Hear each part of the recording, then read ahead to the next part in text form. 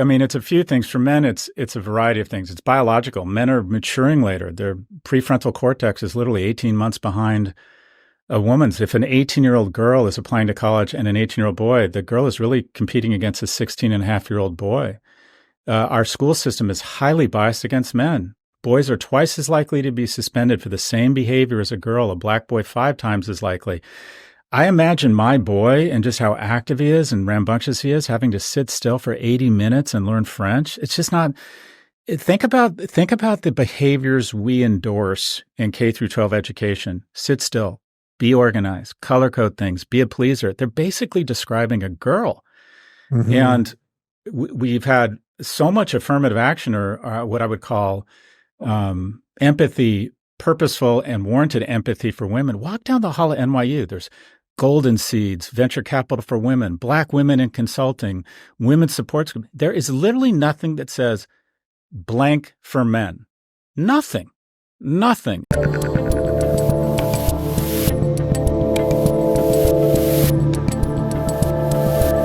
So that's actually a perfect segue to the next thing I want to talk to you about, which is sort of just young people in general right now, because we keep hearing, that they're depressed and they're on medication and they're addicted to porn and all of the stuff. And I've heard you talk about this just a bit. Like, do you sense that this is getting better somehow, or some of them are waking up right now? I mean, I think there are some encouraging signs from Gen Z, but it's kind of a little hard to tell. Well, I focus a lot on what I think is the group that has fallen furthest fastest in the United States, and that is young men. If you look globally, the group that has ascended the fastest is women. Twice as many women have been elected to parliamentary positions globally in the last 30 years. The number's doubled. More women are seeking tertiary education globally than men now. In the U.S., more single women own homes than single men, about 3-2 college enrollment. Women are killing it, and we should do nothing to get in the way of that. Women in urban centers under the age of 30 are now making more money than men under the age of 30. The group that's fallen furthest the fastest is young men, 4 times as likely to kill themselves, 3 times as likely to be addicted, 12 times as likely to be incarcerated, 70% of the homeless. And the difficult thing, Dave, is we can't have a productive conversation because of the advantage that I definitely received, and I would argue you received a little bit by virtue of being white heterosexual males. I don't know your sexual orientation. I'm going to guess it's heterosexual. I'm actually gay, been married 10 years and have 2 kids. Oh. But I don't want any advantages for that. So I hear you.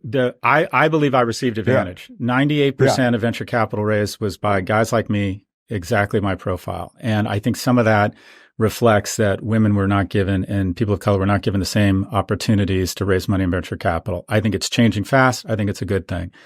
What, unfortunately, I think that has resulted in is that few people have empathy for young men because they're paying for the price of my advantage. Mm-hmm. And if any other group were killing themselves at 4 times the rate of the control group, we would move in with social programs and we wouldn't say shit like they just need to be more in touch with their feelings or lift themselves up by their boots or whatever it might be. We would be moving in with programs and more empathy. And I think young men are really struggling, Dave. And I think the data is overwhelming that we are raising a generation of lonely, broke, and isolated men, and the most talented, deepest resource companies in the world are all trying to convince these young men that they can have a reasonable facsimile of life on a screen with an algorithm. You don't need friends. You have Discord and Reddit. You don't need to figure out a way to get a job, which is really hard, or take a risk by reaching out to potential employers or developing skills. You can trade stocks and crypto on Coinbase and Robinhood. You don't need to go through the bullshit and the rejection of trying to find a partner and going out and looking good and putting on a nice suit and working out and showering, for God's sakes, and enduring the rejection.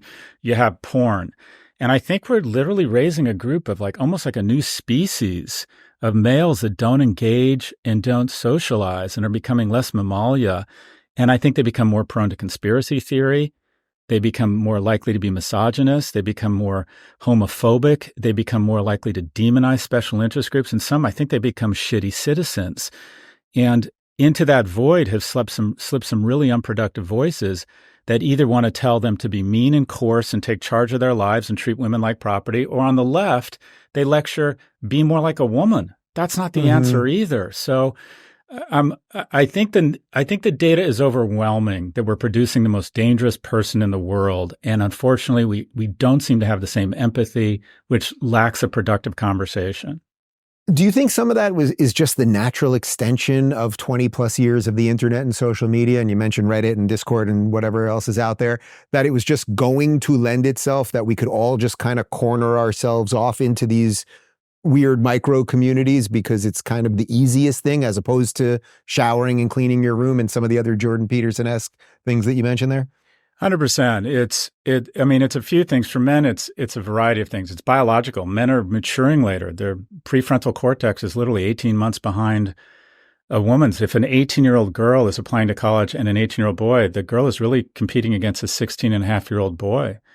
Our school system is highly biased against men. Boys are twice as likely to be suspended for the same behavior as a girl. A black boy 5 times as likely. I imagine my boy and just how active he is and rambunctious he is, having to sit still for 80 minutes and learn French. It's just not.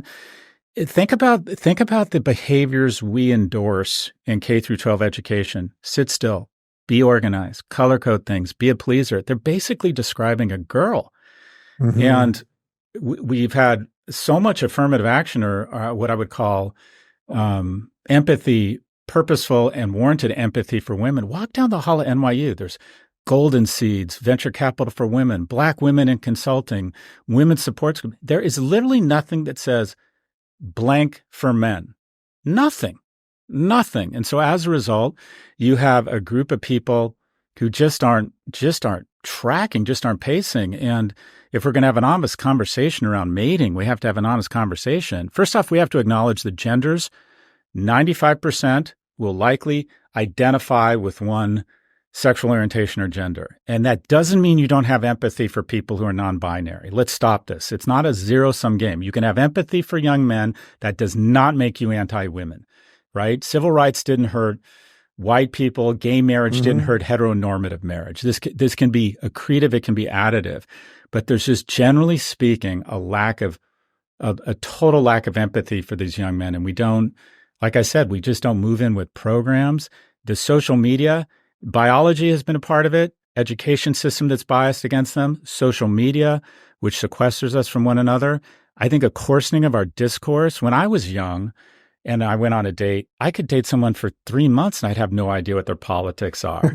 Now it's like, oh, I can't date him. He's a Republican. 52% of Democrats are worried their kid's going to marry a Republican. Who cares? Supposedly, a third fewer people are speaking to their neighbors versus 20 years ago. A lack of religious institutions. I'm an atheist, but I think a lack of religious institutions or the decline in religion, I think, has really hurt the United States because there's fewer and fewer places to realize that we're all in this together and kind of serve in the agency of something greater. And just a final point, I really think we'd benefit from what Israel does. Israel has some of the lowest rates of young adult depression, despite all the threats it faces, because, in my opinion, of mandatory national service. I think we would hugely benefit from all of our young people serving in the agency of our country, meeting people from different income groups, sexual orientations, economic backgrounds, and recognize we're all Americans first. And the reason we passed so much great legislation in the 50s and 60s in America is because most of our leaders had served in the same uniform. I would love to see mandatory national service. If you're looking for smarter conversations about academia, check out our academia playlist. And if you want to watch full interviews on a variety of topics, watch our full episode playlist, all right over here. And to get notified of all future videos, be sure to subscribe and click the notification bell.